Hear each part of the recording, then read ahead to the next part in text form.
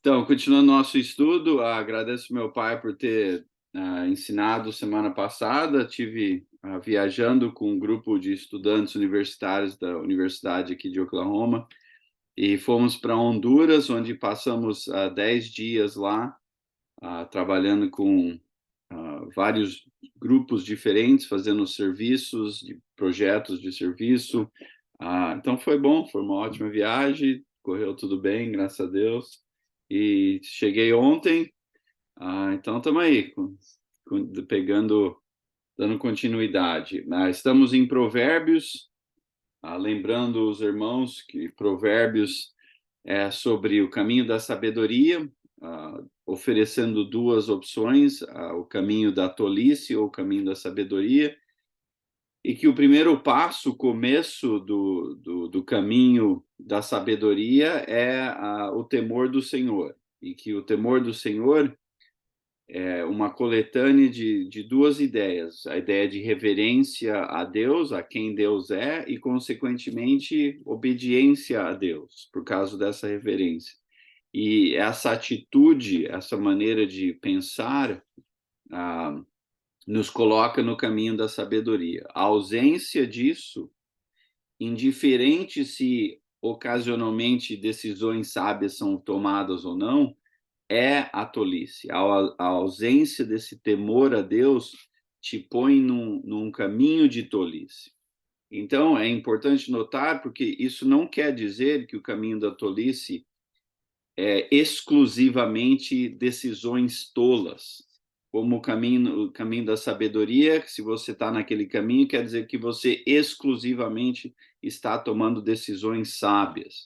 Porque sabemos que a vida do ser humano, inclusive do seguidor de Jesus, não é tão simples assim. Mas é que é uma maneira de ser, uma maneira de pensar. E o que faz a diferença é esse temor ou a ausência desse temor, e isso te põe num caminho de tolice ou num caminho de sabedoria. E temos vistos aí, temos passado bom tempo nesses primeiros capítulos, lembrando que capítulo 1 a 9 é tipo que uma introdução, tentando convencer o leitor, tentando esclarecer ao leitor que há esses caminhos e tentando convencer o leitor a escolher um caminho da sabedoria e ignorar ou evitar o caminho da tolice. Também lembrando, como resumo, de que tanto a tolice quanto a sabedoria são personificadas aqui como duas versões, como duas mulheres, clamando, chamando ao leitor para entrar num relacionamento íntimo. E isso, na minha opinião, é uma tentativa de conectar o leitor com a história em Gênesis, aqui oferecendo como se tivesse duas escolhas entre as duas versões de Eva. Você lembra, Eva foi criada para ser uma presença de sabedoria, no entanto, pela influência da serpente, ela acaba sendo uma influência de tolice. E aqui é para o leitor como se tivesse lá em Gênesis 3, no jardim, tentando retomar aquela decisão, escolher a decisão, fazer a decisão certa. E a maneira qual podemos fazer isto aqui, deste lado do Jardim do Éden, é em escolher a sabedoria versus a tolice, temendo o Senhor. É como se estivéssemos, então, reconquistando a decisão que foi má tomada pela humanidade em Gênesis 3. Hoje nós vamos para o capítulo 7, estamos que meio pulando um pouco nesses primeiros nove capítulos, de propósito, e aí vamos eventualmente capítulo 9 em diante, e aí vamos ver mais em temas, fazendo uma coletânea de provérbios sobre um assunto ou outro. Mas aqui do capítulo 9 ainda estamos progredindo rumo a isso. Capítulo 7. Capítulo 7 aqui vai criar um cenário, uma situação para ilustrar um ponto importante, tanto da sabedoria quanto da tolice. Não sei se vocês acordam de manhã, vou assumir que você não acorda de manhã e pensa, hoje vou ser tolo, hoje vou tomar decisões tolas.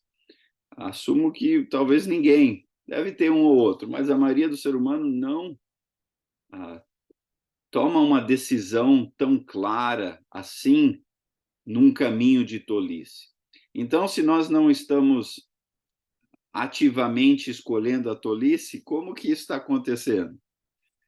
E por que que isso, e por que que tomaríamos decisões tolas? Por que que estaríamos vulneráveis à tolice? Mais uma vez, assumindo que ninguém, de forma de própria escolha, quer ser tolo. Então, se esse é o caso, como que acabamos seguindo a tolice ou entrando num relacionamento tolo versus escolher a sabedoria e manter a fidelidade em relacionamento com Deus através da sua sabedoria na maneira como vivemos. Então, o capítulo 7, eu acho que através dessa história vai ilustrar ou vai explicar o porquê a gente acaba entrando num relacionamento com a tolice, mesmo não necessariamente querendo. E assim como várias partes da Bíblia, se há vários níveis à história. Tem o nível mais óbvio, né, quando você lê os detalhes da história, que quase todo mundo deve se notar. Também tem, dentro desses detalhes, no contexto de seja lá qual livro estamos lendo, também tem um significado mais profundo. Então, tem a história, o texto que você esteja lendo, que tem o seu significado. Dentro do contexto do livro, tem um significado mais complexo, mais completo. Mas aí, dentro da história bíblica, de começo a fim, se tem um nível ainda mais profundo. E vamos ver se a gente consegue aqui notar esses 3 níveis. E aí, depois disso, fazer uma aplicação, ou através disso, fazer uma aplicação à nossa vida. Então, vamos lá, capítulo 7. Vamos lendo a história aqui. Capítulo 7. Versículo, vamos ver, 1 a 5. Meu filho, obedeça as minhas palavras e no íntimo guarde os meus mandamentos. Obedeça aos meus mandamentos e você terá vida. Guarde os meus ensinos como a menina dos seus olhos. Amarre-os aos dedos e escreva na tábua do seu coração. Diga à sabedoria, você é minha irmã, e chame ao entendimento seu parente. Então, na verdade, vamos parar aí, versículo 4. Aqui, se vocês lembram, nesses primeiros 9 capítulos, há 10 vezes que o autor aqui, de forma intencional, usa a expressão meu filho, ou a ideia de parentesco, como se o autor aqui estivesse falando ou conversando com a sua descendência.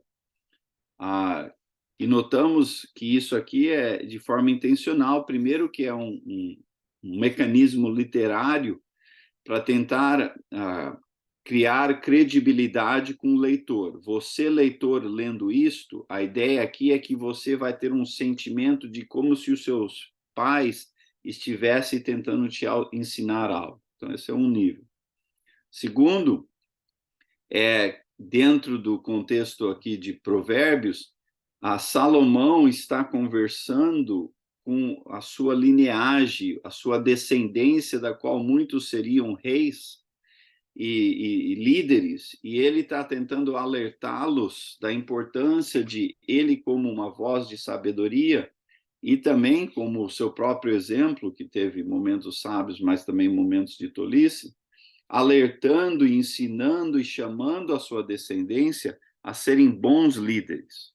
Historicamente, sabemos que, infelizmente, isso não foi o caso, e até imediatamente depois da sua morte, o seu próprio filho dividiu o reino por má liderança e e daí a bagunça foi. E aí o nível mais profundo em termos da Bíblia, a história bíblica, é por ele estar usando 10 vezes essa referência, ele está conectando com histórias passadas que também usam o número 10, a qual já conversamos nas nossas primeiras lições introdutórias, mas então está tentando conectar com a história geral da Bíblia, fazendo um ponto específico, a ideia de que a presença de Deus, aqui em específico, através da sua sabedoria, é uma presença transformadora, de caos à ordem, de escuridão à luz, de morte à vida. Então, ele começa essa história aqui em capítulo 7, mais uma vez, com essa conexão.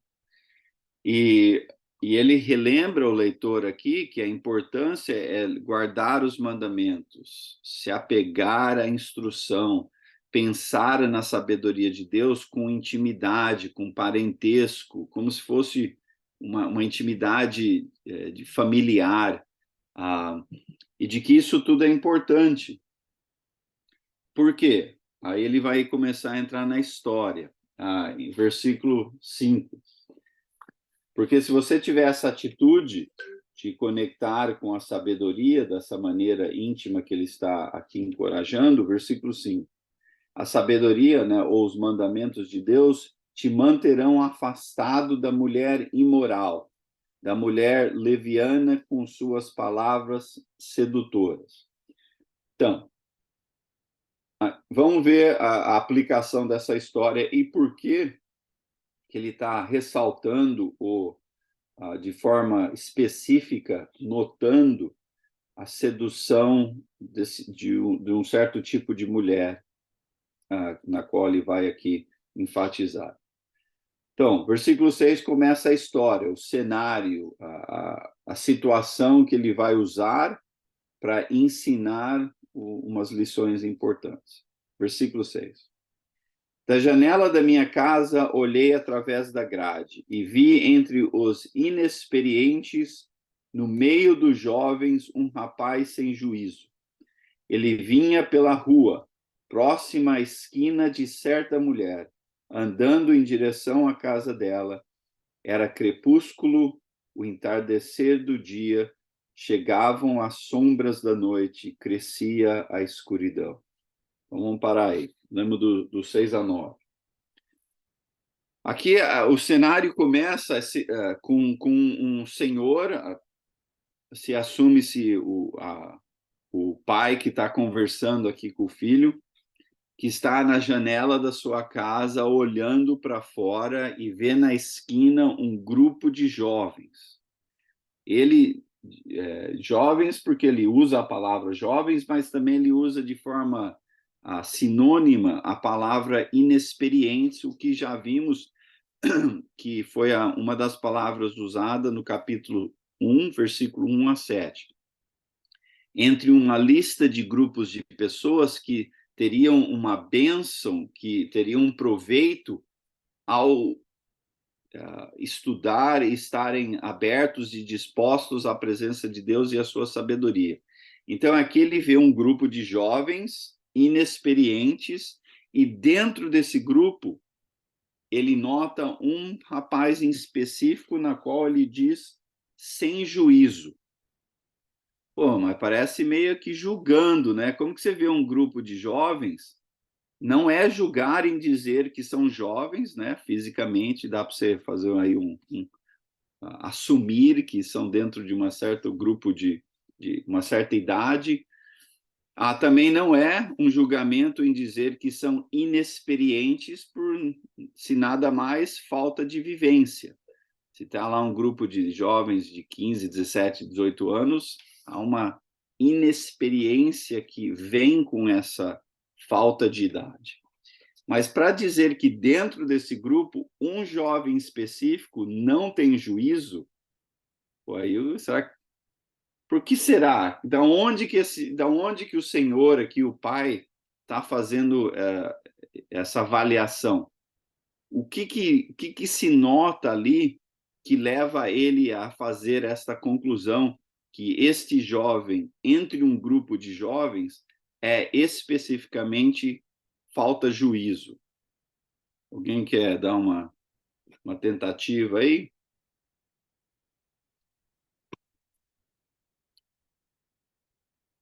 A resposta está no texto. Caminhando. Sim. Caminhando. Uma mulher estranha, né?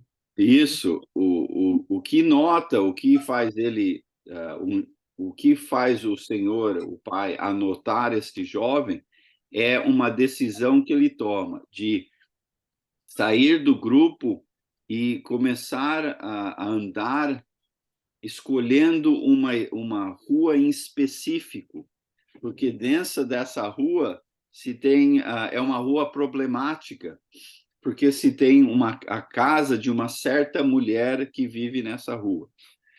Agora não sabemos e não tem informação o suficiente para dizer que esse jovem está intencionalmente indo à casa dessa pessoa. Simplesmente o fato de escolher essa rua já o classifica na mente do pai aqui como sem juízo. E o que eu acho que já é um ponto interessante, que muitas vezes não se é necessário exclusivamente ter uma decisão final em mente, que é uma decisão ruim. Uma decisão, muitas vezes, clara, de forma clara, ruim. O que basta para faltar juízo, muitas vezes, é a gente se pôr numa direção onde se tem certas decisões possivelmente ruins. Então, em outras palavras, você se expor a uma situação com mais problemas, possíveis dificuldades, possíveis tentações, possíveis problemas, isto já é a falta de juízo. Não quer, mas eu não estou indo na festa lá para fazer algo errado. Ok, tudo bem, jovem. Mas você está indo numa festa onde tem muitas opções e chances de fazer algo errado. Isso já é uma falta de juízo na mente aqui desse pai. Então, que tem? Que mulher é essa que vive nessa rua que é possivelmente tão problemática? Bem, creio que já se fez essa introdução. Se você voltar no versículo 5, é uma mulher imoral, leviana, com palavras sedutoras. E então esse jovem específico vai se expor a uma situação possivelmente problemática, consequentemente, falta juízo. Vamos ver o que acontece. Outro ponto interessante. Quanto mais ele está caminhando nessa rua, mais a escuridão cresce. Eu acho que aqui ele está fazendo 2 pontos. Talvez alertando simplesmente do horário do dia, né? Estamos aqui na tarde, no entardecer, no começo da noite, então o sol está se pondo, a escuridão está aumentando. Então está sendo descritivo, mas também aqui eu acho que ele está tendo um ponto teológico, de que quanto mais você anda rumo a uma decisão ruim, é como que cada passo naquela direção você tem menos luz, menos claridade, menos clareza, mais escuridão, mais tolice, mais pecado, ou possivelmente mais coisas ruins. Então, eu acho que ele está querendo aqui ilustrar que cada passo a escuridão está tomando conta dele, não só o horário do dia, mas também a situação na qual ele vai se encontrar. Então, bem interessante. Porque esse é um ponto teológico da Bíblia. Quanto mais longe de Deus, mais rumo à direção da escuridão, do caos, das trevas, do mal, da morte. E não faz nem diferença a intenção desse jovem. Porque cada passo longe de Deus é inevitavelmente indiferente da sua intenção. caminho à morte, caminho à escuridão, caminho ao pecado.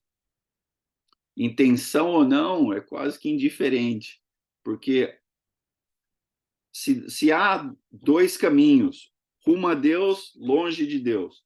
Longe de Deus aparenta ser muitos caminhos, mas na verdade são, mesmo possivelmente sendo de várias direções, manifestados em vários detalhes diferentes, é inevitável o mesmo destino, morte, escuridão, sofrimento, trevas, morte. Porque Deus é o único, é o único lugar que você pode ter vida, que você pode ter luz, que você pode ter coisas boas. Então, mais uma vez, qualquer caminho, indiferente da sua intenção, rumo longe a Deus é um caminho rumo às trevas. Oi, meu pai ou minha mãe? Júnior, contrário ou seja, o lado diferente, oposto disso aí, que a escuridão vai ficando cada vez mais escura, lá em 1 João, capítulo 2, versículo 8, fala exatamente o oposto, que a luz vai ficando cada vez mais brilhante. Sim, rumo a Deus, Sim, consequentemente, sem então, dúvida. mas é interessante a progressão da escuridão e a progressão da luz. É interessante isso, Sim. a meu modo de ver.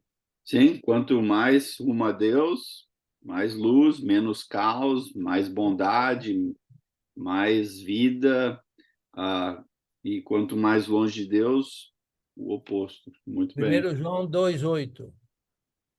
ótimo, muito bom. Então, versículo 10, vamos ver o que acontece na história.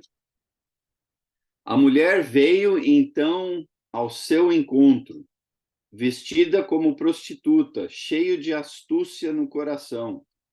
Ela é espalhafatosa e provocadora, seus pés nunca param em casa. Uma hora na rua, outra nas praças, em cada esquina fica a espreita. Ela agarrou o rapaz, beijou-lhe e lhe disse descaradamente. Aí põe uma pausa aí. Então, ele indo naquele caminho, né, mostrando falta de juízo por se expor a uma possível situação complicada. E o que acontece? Exatamente isso. A probabilidade daquele problema acontece. Sai essa mulher e ela é vestida de uma certa maneira, com certa intenção no coração. Bem, é difícil julgar a intenção no coração das pessoas. Mas por que o observador aqui, né, o Senhor, o Pai, a voz da sabedoria, aonde que ele pode fazer esse julgamento de o que está no coração desta mulher? Que detalhe aí no versículo 10 leva ele a essa conclusão?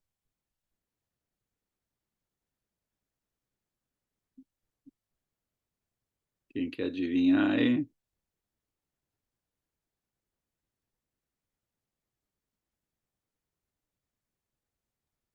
Júnior, ela saiu ao encontro dele, né? Então, ela sai ao encontro dele, o que já não era necessariamente o costume daquela época, né? Então, sem dúvida, isso aí é um detalhe. Que mais? Se vestia como uma prostituta. Isso. Era inquieta, né? Tinha todo um comportamento Sim, não coerente, né? Espalhafatoso. Espalhafatoso. sim. Ela se veste de uma maneira que está comunicando uma mensagem.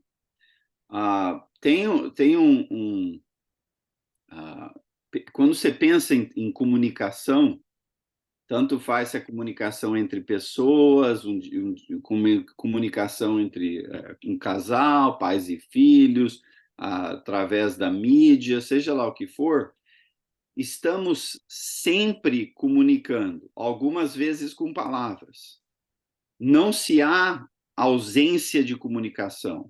Sempre há uma comunicação, algumas vezes com palavras, outras vezes com outras coisas.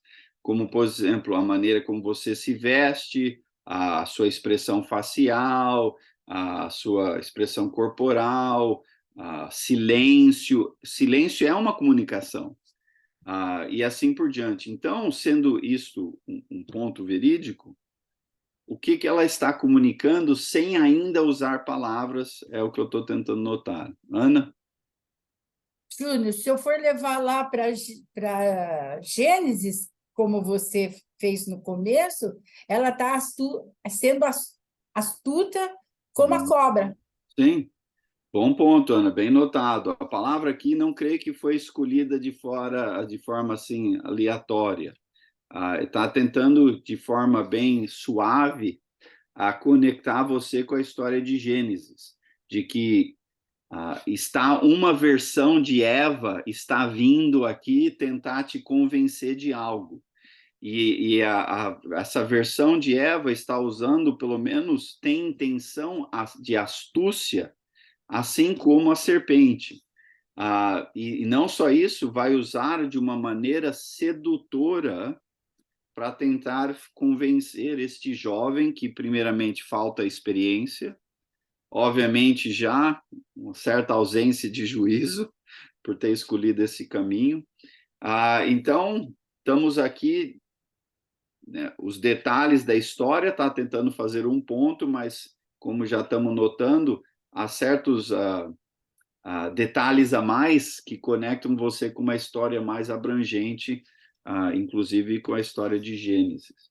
Então, a astúcia dessa mulher, ou a intenção dela, é notável na maneira na qual ela se veste. Mais uma vez, sei que é um tema meio sensível, muitas vezes, porque, né, quem está vestido o quê? Será que é a maneira o cristão deve usar isso, vestir aquilo, saia, não sei o quê, não sei o quê. Mas o que é um ponto claro é que estamos comunicando algo pela maneira qual nos vestimos.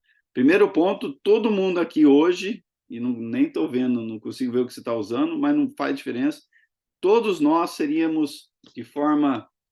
estaríamos escandalizando a população do primeiro século. Então, não pode se fazer uma comparação simples assim. Mas, ainda que hoje, se há maneiras de se vestir de forma modesta e se há maneiras de se vestir de forma que comunica algo diferente. Então, se você está usando por exemplo, é raro você, na igreja, alguém chegar a uma mulher e falar: quanto custa uma hora de prostituição? Por que não? Primeiro, porque o local não se é um local onde prostitutas estão em serviço. Dois, não se veste de forma como uma prostituta. Até mesmo quem é uma prostituta ou quem tem esse serviço não se veste provavelmente daquela maneira todo dia em todo local. Há uma maneira específica na qual a pessoa se veste, num certo lugar, certo horário do dia, provavelmente de noite, se veste de uma forma que está comunicando sem ter que ter uma placa lá que fala, ó, prostituição. Então, seja lá o que ela estava usando ou não estava, o ponto é que naquela época era claro para qualquer pessoa observando que ela estava comunicando uma intenção com a sua roupa. E hoje é a mesma coisa.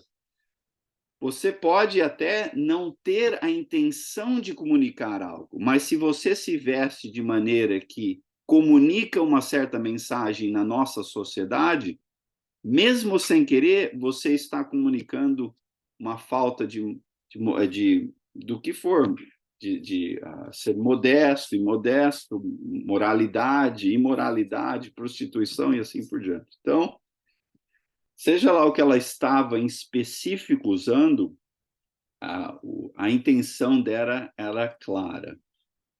José Augusto? Oh, glória, Enios. Devera que assunto maravilhoso também esse. E realmente toda a nossa condição de vida nos mostra a moderação para cada lugar. Dentro de casa, os pais criando os filhos, ele tem diversos modos de se vestir, né? De quando vai dormir, de quando se levanta, e se é criança, e se é rapaz, e se é moça. Na escola tem a farda, no trabalho tem outro tipo de farda, em que em nenhum momento se pode estar sem farda ou de sapato aberto, né? Ou sem sapato. E na igreja tem seus modos. Encontraremos o modo proporcional da igreja. Realmente eu ainda, por vezes, insisto tanto com homens como mulheres, né? Eu tenho muitas outras falhas, mas essa ainda, graças a Deus, eu fui copiando os irmãos mais maduros. Então eu vejo ainda muita gente buscando viver, se vestir de uma forma de que muito comum da sociedade e não de um local de igreja. Sabe, eu estou com uma roupa comportada, uma roupa muito boa, mas não apropriada. Por exemplo, então, às vezes eu diria, você iria com essa mesma roupa para a praia? Aí não, para a praia eu vestiria uma coisa mais leve. Eu digo, pois é. Você na praia se sentiria como com essa roupa? Desconfortável e todos. Então, a mesma coisa. A igreja tem a sua condição e a gente vai achar em cada meio, em cada cultura, a forma de se vestir perante ao Senhor. Glória a Deus. O que sem dúvida precisamos é ser intencionais em comunicar o que é apropriado, o que é modesto, o que comunica moralidade, assim por diante, muitas vezes tendo que considerar o nosso contexto. Indiferente até da sua motivação, eu não acho que esse vestido devia comunicar a imoralidade. Bem, tudo bem, mas se comunica na nossa situação, se você insiste em usar aquilo ou qualquer outra coisa, você está, até de forma sem querer, comunicando uma mensagem não coerente com seguir Deus. Então, o ponto aqui geral seria, devemos ser intencionais. Renato, Geisa? Ô, Júnior, e esse versículo aqui também, que ia, o 8, né? Que ia e vinha pela rua junto à esquina. E cá embaixo fala assim, no 11, né? Inquieta, cujos pés não param em casa. Não dá uma conotação assim de que o ocioso, a pessoa que mente, né, vazia, fica andando para lá, anda para cá, não tem uma ocupação, é perigoso, não é? E tem muita gente que foi tipo o caso de Davi, né, que não foi para a guerra e ficou ali passeando pelo palácio. Sim, acabou achando sarna para se coçar, né? A ideia da sabedoria aqui implica você estar consciente de que certas situações, certos lugares, certos modos de se pensar se expõem a possíveis problemas, a possíveis tentações, a possíveis situações que não vão ser boas. Então, tendo essa coerência, você devia evitar esses lugares.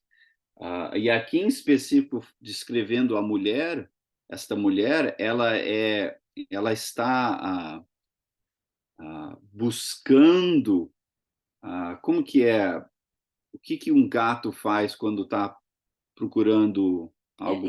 Espreitando, né, como fala ali. Está espreita, ela está aqui, o autor aqui está tentando descrever ela de forma que ela está buscando vítimas. Procurando uma presa. Isso, ela está em procura, à espreita de uma vítima. O que te conecta a uma outra situação. Cadê? Espalhafatosa, em casa, uma hora na rua, outra na praça, à esquina. Ela agarrou o rapaz, e aí no começo lá fala que ela saiu ao encontro do rapaz. Eu acho que aqui nesses versículos 10 a 13, de forma bem sutil, está tentando também fazer uma correlação entre essa história e a história de Caim e Abel, onde Deus conversa com Caim, dizendo a Caim que o mal estava à espreita, tentando pular em cima dele, e que ele tinha que resistir isto. E aqui está descrevendo essa mulher com aquelas mesmas características, ela está buscando uma vítima.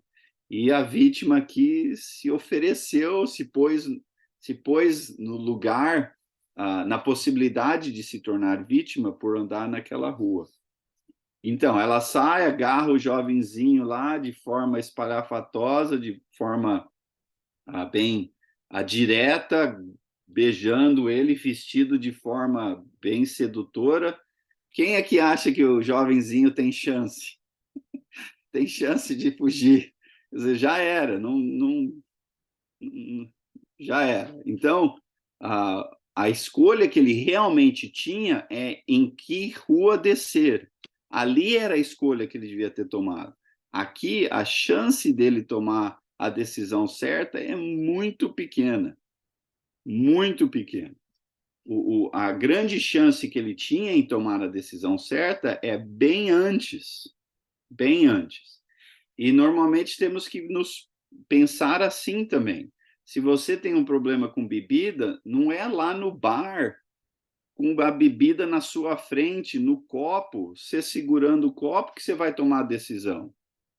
Ali já era. A decisão tem que ser tomada lá, vamos dizer assim, quando final da tarde, final do serviço, do que você ir naquela direção onde tem o bar na esquina, você toma um outro caminho. É lá a decisão a se tomar, porque ali a tentação é menor, você tem mais chance, você tem é ali a decisão. Quando você se pôr lá no meio do fervo, as suas chances são bem menores.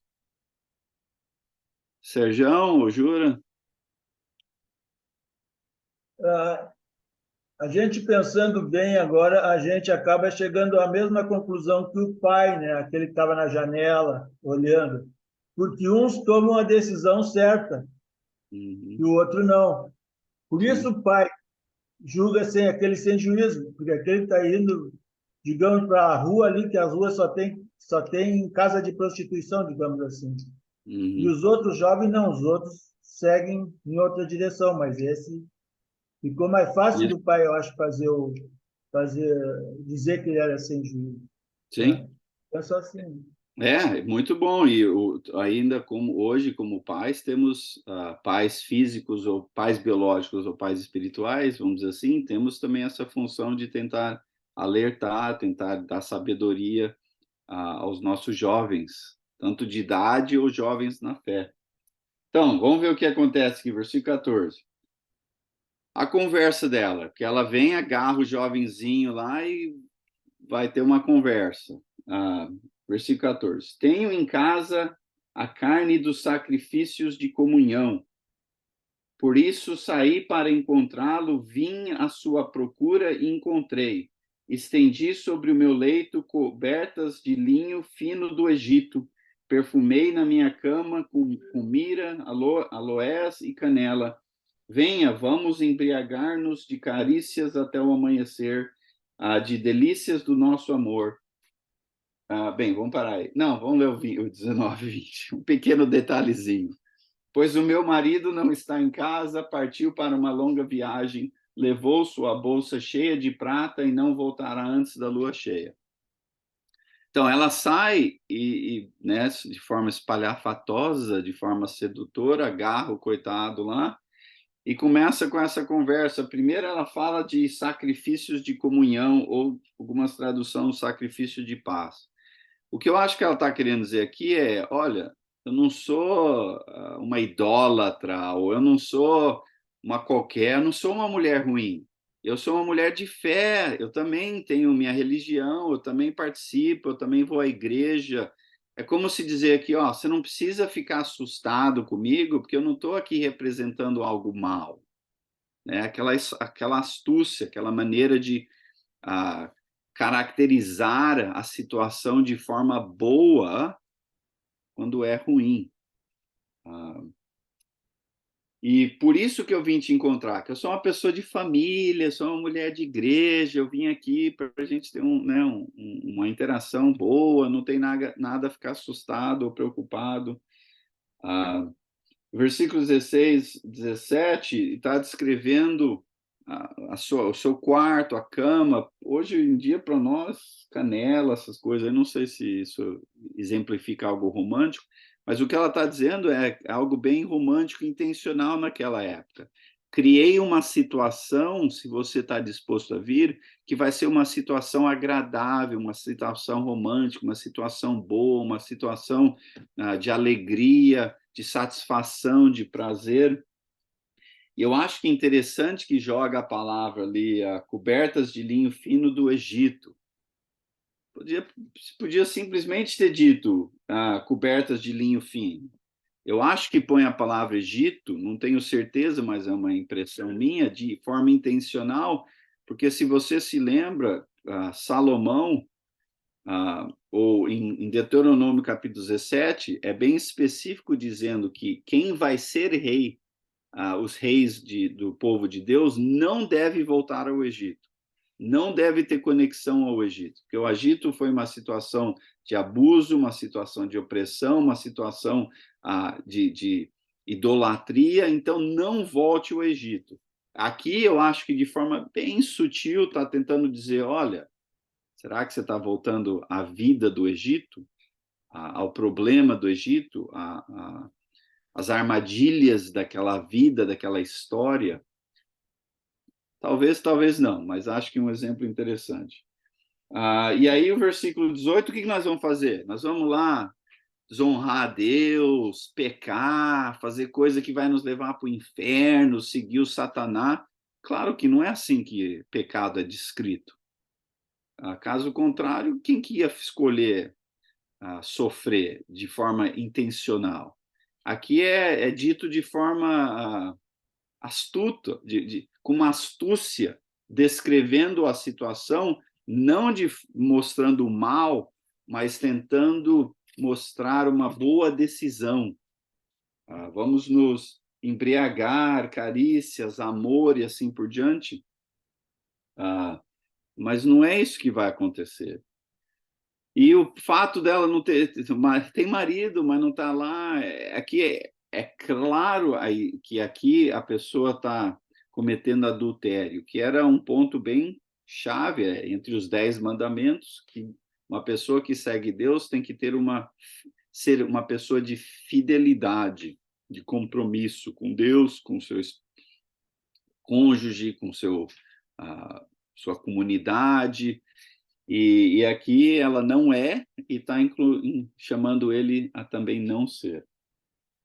Versículo 21, caso alguém ainda achava que o jovem tinha alguma chance, com a sedução das palavras o persuadiu e o atraiu com o doçor dos lábios. Imediatamente ele a seguiu. Tá, pausa aí. O que está sendo descrito até aqui é simplesmente isso, é descrito, ele está relatando a situação. Tem os jovens, um desce na rua, ele está fazendo algumas observações a mais, né? A falta de juízo, astúcia, a sedução, mas ele está, no geral, descrevendo os fatos. No versículo 21 ao 22, no entanto, ele vai agora descrever a realidade atrás do que se aparenta, além da sedução, além da propaganda que o mal, de forma astuto, é capaz de fazer. O que vai eventualmente acontecer? O que é a real realidade atrás da mentira, atrás da ilusão? E isso só é capaz de ver quem tem a sabedoria de Deus. A sabedoria de Deus é uma luz nas trevas, dá uma claridade, esclarece, dá uma habilidade de ver além do óbvio. Então vamos ver o que realmente vai acontecer.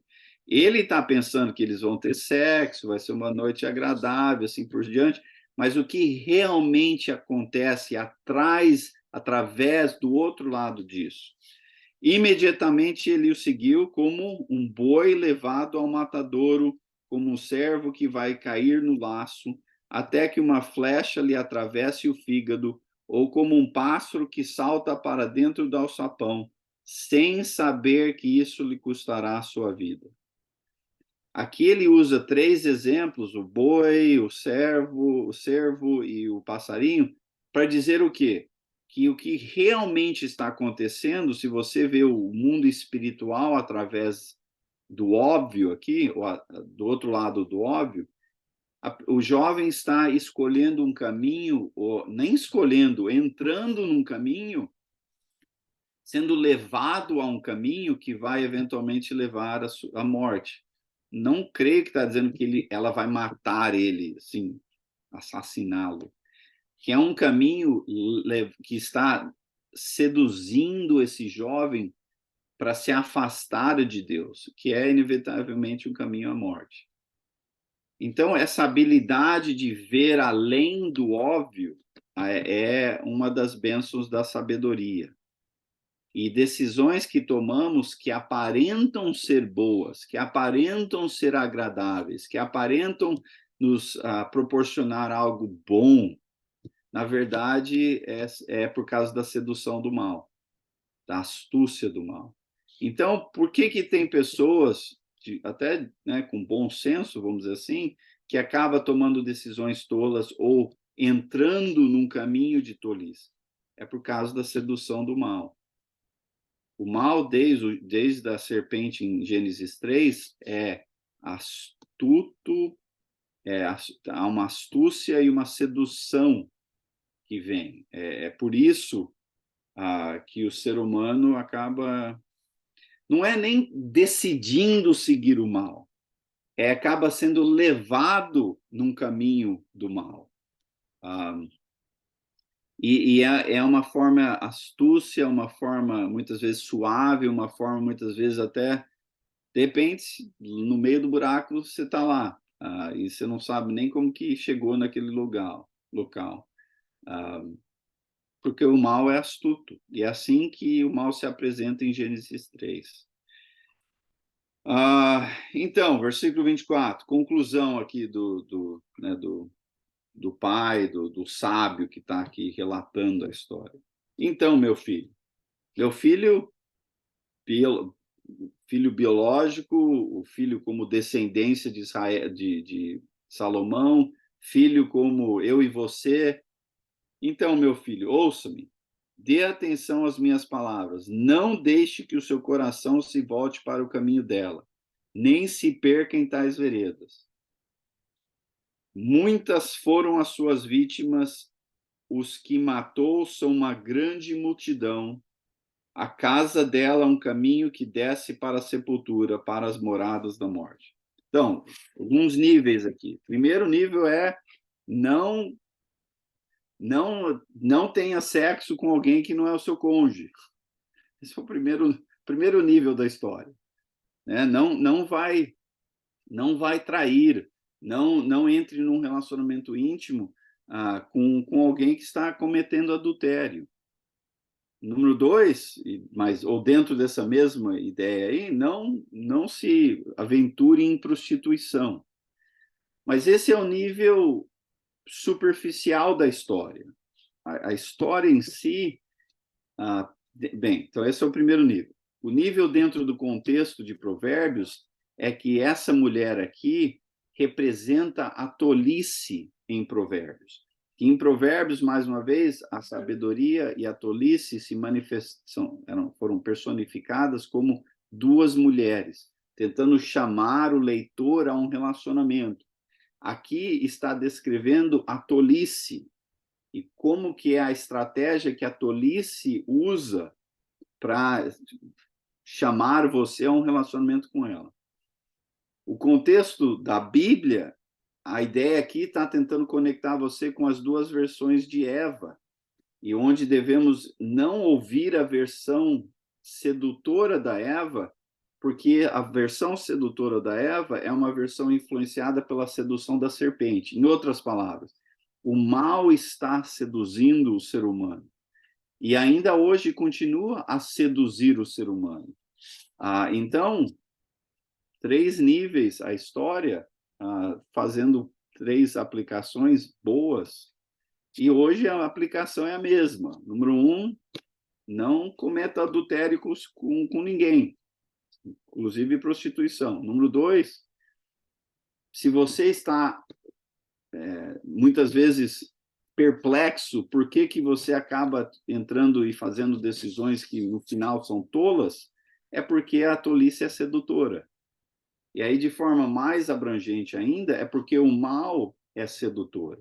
O mal usa maneiras personalizadas a seduzir cada um de nós, a entrarmos, não é nem decidir a tomar decisões tolas, é a sermos influenciados a entrar num caminho de decisões tolas, por causa da sedução do mal. E aí, pergunta, comentário?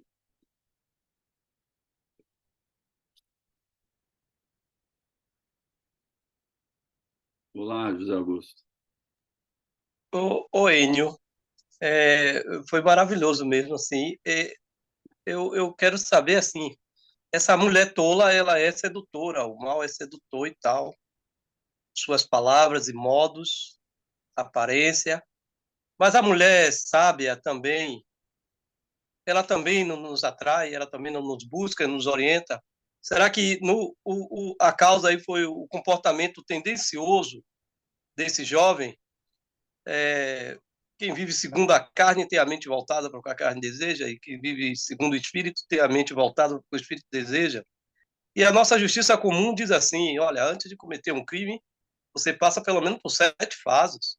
Poxa, você foi muito, sabe, queimou muitas fases para chegar a cometer o crime, então você estava mesmo tendencioso a fazê-lo.